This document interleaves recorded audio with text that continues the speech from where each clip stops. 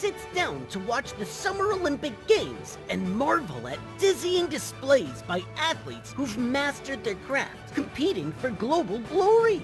But have you ever stopped and wondered how the Olympics got started in the first place? Let's find out on today's episode of Colossal Question. The very first Olympic Games on record date back thousands of years to 776 BCE in a Greek city-state named Elis. And that's just the first games we know about. Most experts believe the Olympics were already 500 years old by then. So, needless to say, it's one of humanity's most ancient athletic competitions. Just like today, the ancient Olympics were held every 4 years, and athletes came from city-states across Greece to compete. Early Olympic Games consisted mainly of foot races and wrestling, but over the years, the Greeks added other games like boxing, discus, javelin, chariot racing, and even competitions for heralds and trumpeters. The more grueling events were often bundled together to create larger contests, like the pentathlon, which includes a foot race, the long jump, discus, javelin, and wrestling.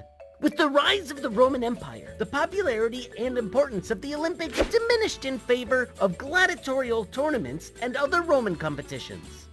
Finally, in 393 CE, the Roman Emperor decided to officially abolish the Olympics, declaring it far too non-religious for their newly Christian empire. Just like that, the mighty Olympic Games were gone for good. Or so it seemed. Around the time of the Renaissance, people began to get interested in ancient Greek culture. It became a major influence in art and got people thinking about all their different customs, including the Olympics.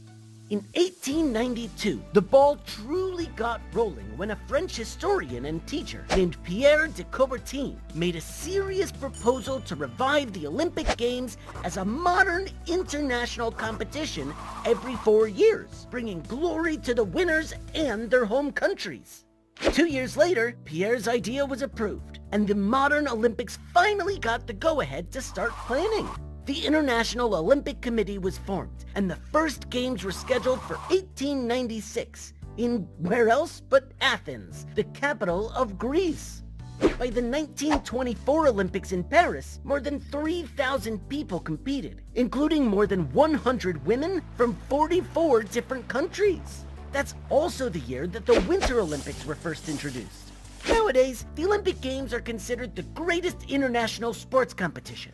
Many of the world's best athletes compete in hundreds of events and spend endless hours honing their skills in anticipation of the games every 4 years. The 2020 Summer Olympic Games in Tokyo may have been delayed, but once it finally kicks off, there will be 339 different events across 33 sports.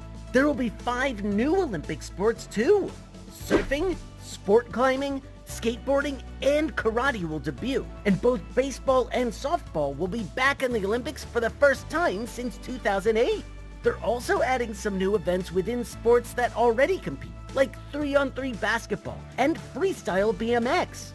So get ready, because it's gonna be an epic show, just like it's always been.